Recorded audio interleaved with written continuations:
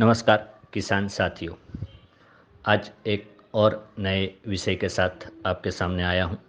ये विषय लाने का एक वजह है और ये वजह ये है कि 1 जनवरी 2023 से पूरे भारत में खाद है, सभी कंपनी के खाद एक ही ब्रांड के नाम से जाने जाएंगे।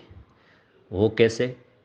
क्योंकि पहले क्या था कि सरदार का है तो बैग पे बड़ा सा नाम आता था, सरदार एमोनियम सल्फेट, सरदार डीएपी, सरदार एनपीके, सरदार एमोनियम सल्फेट, सरदार यूरिया एक्सेट्रा।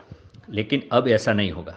अब क्या पूरे भारत में एक ही नीति बनाई गई है, भारत ब्रांड, और उसका नाम रखा गया है प्रधानमंत्री भारतीय जन उर्वरक परियोजना। तो अब इस योजना के तहत पूरे भारत में खाद की बिक्री होगी। तो आप कैसे पहचानोगे कि किस कंपनी का खाद है? इसके लिए ये एक वीडियो बनाने का प्रयास किया है। आपको बहुत ही मददगार होगा, क्योंकि कभी कभी ऐसा होता है कि आपको सरदार का ही अमोनियम सल्फेट चाहिए, लेकिन आप पहचान नहीं पाओगे तो आप किसी और का भी ले जा सकते हो। तो क्योंकि सरदार एमोनियम सल्फेट की एक क्वालिटी है, तो आपकी चाहना है कि हमको सरदार का ही अमोनियम सल्फेट चाहिए। तो इसके लिए आप पहचान पाओ कि ये खाद है, यूरिया है, एमोनियम सल्फेट है, डीएपी है या एनपीके है, ये किस कंपनी का है, इसके बारे में एक वीडियो बना रहा हूँ जिसको आप अच्छी तरह से जान पाओगे। तो यूरिया है तो पूरे भारत में अब भारत यूरिया के नाम से जाना जाएगा, चाहे किसी भी कंपनी का हो, सरदार का हो या किसी भी कंपनी का हो। अब एक ही नाम भारत यूरिया के नाम से जाना जाएगा। अब दूसरा, सपोज, क्योंकि भारत यूरिया इसलिए कि उसमें एक ही तत्व नाइट्रोजन है। अब सपोज दूसरा कोई खाद है कि एमोनियम सल्फेट है, क्योंकि उसमें दो तत्व आते हैं, यूरिया भी आता है और सल्फर भी आता है। दूसरा डीएपी है, उसमें यूरिया भी आता है और फास्फोरस भी आता है। तो ये सब है जो एमोनियम सल्फेट है, डीएपी है, एनपीके 12-32-16 है, 10-26-26 है, ये सब भारत एनपीके नाम से जाने जाएंगे। लेकिन ये तो आपको पता चल गया कि भारत यूरिया यानी केवल यूरिया है, और भारत एनपीके तो उसमें अलग अलग तत्व लिखे होंगे। लेकिन किस कंपनी का है और कौन सा खाद है, ये आप आसानी से अपने आप किसान साथियों आप पहचान लो। इसके लिए ये एक वीडियो बना रहा हूँ जिसमें मैंने फर्स्ट ग्रीन एरो दिखाया है। ये फोटो में आप देख पा रहे हो कि मैंने ग्रीन एरो दिखाया है। वो ग्रीन एरो दिखा रहा है कि कौन सा खाद है।